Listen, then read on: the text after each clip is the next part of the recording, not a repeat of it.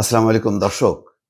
রাতভর পাল্টাপাল্টি হামলা ইরান ইসরায়েলের এই খবর এসছে।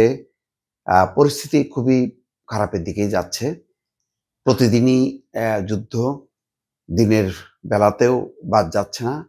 আর রাতের বেলা হলেই ইসরায়েল এবং ইরানে ২ দেশের সাধারণ মানুষের মধ্যে আতঙ্ক বাড়ছে দিনকে দিন। হামলা কোনোভাবেই থামছে না।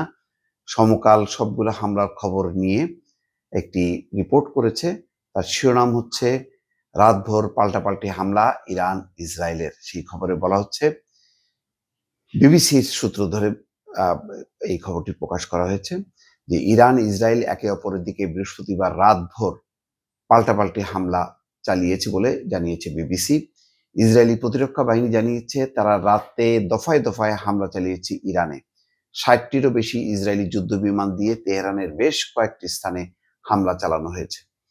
অন্যদিকে শুক্রবার ভোরে দক্ষিণ ইসরায়েলের বীরশেবা শহরে মাইক্রোসফট অফিসের কাছে আগুন জ্বলতে দেখা যায়। ইরান থেকে ক্ষেপণাস্ত্র হামলা হতে পারে এমন আশঙ্কায় ইসরায়েলের কিছু এলাকায় সতর্কতা জারি করা হয়েছে।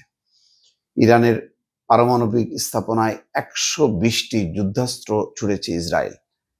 আইডিএফ বলেছে ইসরায়েলি সেনাবাহিনী হামলায় প্রায় ১২০টি যুদ্ধাস্ত্র ব্যবহার করা হয়েছে, যা সামরিক ক্ষেপণাস্ত্র উৎপাদন কেন্দ্র এবং একটি পারমাণবিক গবেষণা কেন্দ্রকে লক্ষ্য করে চালানো হয়েছে।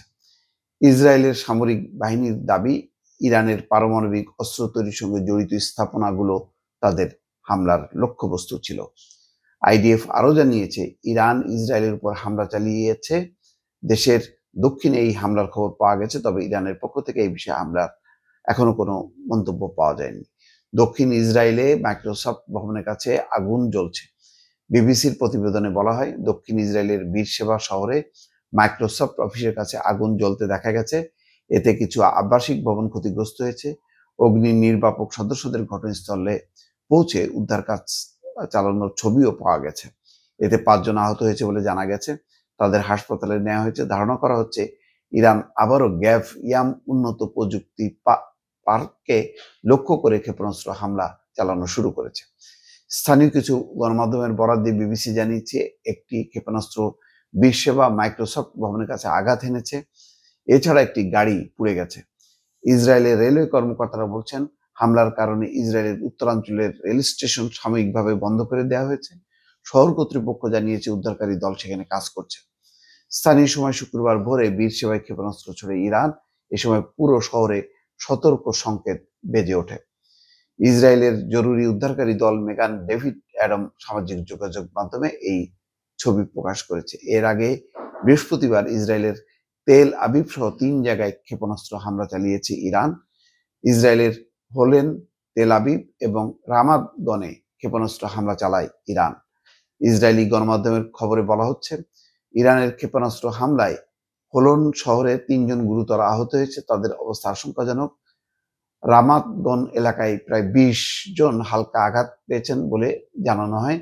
তেল আবিবও হামলার শিকার হয়েছে। ইসরায়েলের সাহায্য সংস্থাগুলো বৃহস্পতিবার জানিয়েছে, ইরানের হামলায় মোট আহতের সংখ্যা বেড়ে দাঁড়িয়েছে ৬৫ জনে।